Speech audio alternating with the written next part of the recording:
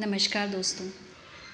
आज मैं आपके साथ एक ऐसे विषय पर बात करने जा रही हूँ जिसकी आज पूरी मानव जाति को ज़रूरत है, क्योंकि हम सब जानते हैं कि आज हम सब जीवन और मरण के झूले में झूल रहे हैं। अगले ही पल या तो हम डूबेंगे या पार हो जाएंगे, और ये भी हम ही पर निर्भर करता है कि हम किस कश्ती पर सवार हैं, ज्ञान की या अज्ञान की, आलस और बेपरवाही की या जागृति की। यह हमें ही तय करना होगा कि कौन सी कश्ती में सवार होकर हम बच सकते हैं। और अगर इस समय हमने हमारे कर्तव्य को नहीं समझा तो इस समय को इस युग की सबसे बड़ी दुर्घटना कहा जाएगा। अपने विषय पर आती हूँ। हम सब भारतवासी एक ऐसी संस्कृति में पले बढ़े हैं जो दुनिया के किसी भी और देश में नहीं पाई जाती। बल्कि ये कहा जाए कि भारत देश को जगत गुरु की उपाधि प्राप्त है तो कोई अतिशयोक्ति नहीं है। फ़र्क सिर्फ इतना है कि हम अपनी संस्कृति भूलकर पाश्चात्य संस्कृति की तरफ आकर्षित हो गए, जबकि दूसरे देश हर खराब परिस्थिति के समय भारत की ओर निहारने लग जाते हैं।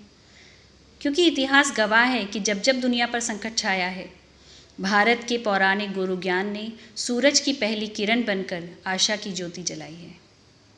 दुनिया के सौभाग्य का सूर्य हमेशा यहीं से उदय हुआ है, और अगर हम सब ने चाहा तो आगे भी यहीं से होगा, क्योंकि हमारे पास हमारे गुरुओं और ऋषियों की धरोहर है, जिसे हम दूसरे शब्दों में भारतीय संस्कृति भी कहते हैं।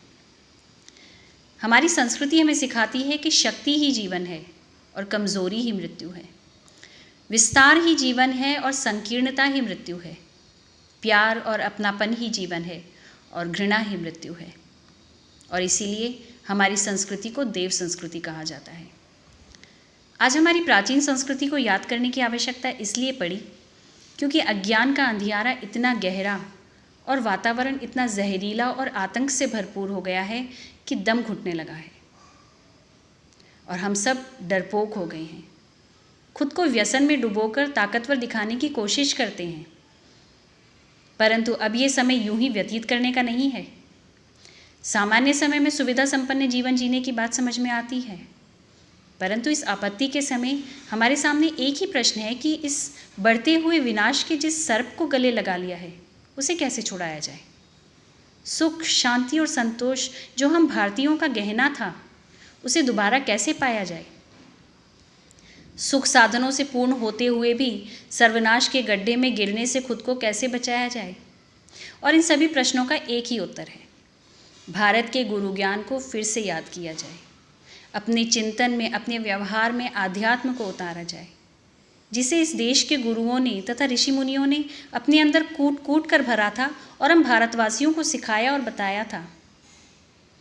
और आज ये हमारा कर्तव्य है कि न केवल भारत के बल्कि पूरी दुनिया के हित में इस बहुत ही महत्वपूर्ण तथ्य को समझा जाना चाहिए, क्योंकि हम जीवन और मरण के चौराहे पर खड़े हैं और परिस्थितियां इतनी तेजी से बढ़ रही हैं कि फैसला इधर या उधर किसी भी पक्ष में तुरंत होना है। ठहरो और देखो कि धीमी गति से चलने की गुंजाइश अब है नहीं। जो जैसा चल रहा है वैसा चलने देना हो तो सर्वभक्षी महाविनाश की तैयारी कर लेनी चाहिए। और अगर बचना है तो इन परिस्थितियों में प्रकाश की एक ही किरण नजर आती है या शेष रह जाती है कि उस जहरीले वृक्ष को जड़ से उखाड़ा जाए जिसने पूरे वातावरण को विषाक्त कर दिया है, नरक जैसी सड़ी दुर्गंध पैदा करके रख दी है। और वे जड़ें हैं इंसान की दुर्बुद्धि, दुर्भावना, दुष्प्रवृत्तियाँ, जिसने दैवीय गुणों को समाप्त कर दिया है और हमारी दुर्दशा का कारण बन गई है। परंतु आध्यात्म व कुल्हाड़ी है जिससे ये जड़ें काटी जा सकती हैं, और इसके लिए हम भारतवासियों को ही आगे आना पड़ेगा, क्योंकि सूर्य हमेशा पूर्व से ही उदय होता है। हमारे खून में, हमारे संस्कारों में वो विशेषताएं हैं, क्योंकि हम ही हमारे गुरुओं और ऋषि मुनियों के उत्तराधिकारी हैं जो संसार में फैले अंधेरी का नाश करने में हमेशा ही खरे उतरे हैं।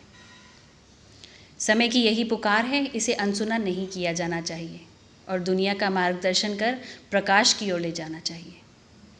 हमारी संस्कृति हमें प्रेरित करती है कि हम स्वयं को और पूरी मानव जाति को देव स्तर तक ऊंचा उठा ले जाने में सहायक बने, ताकि दुनिया में अज्ञान, अशक्ति और अभाव का कोई अस्तित्व ना रहे।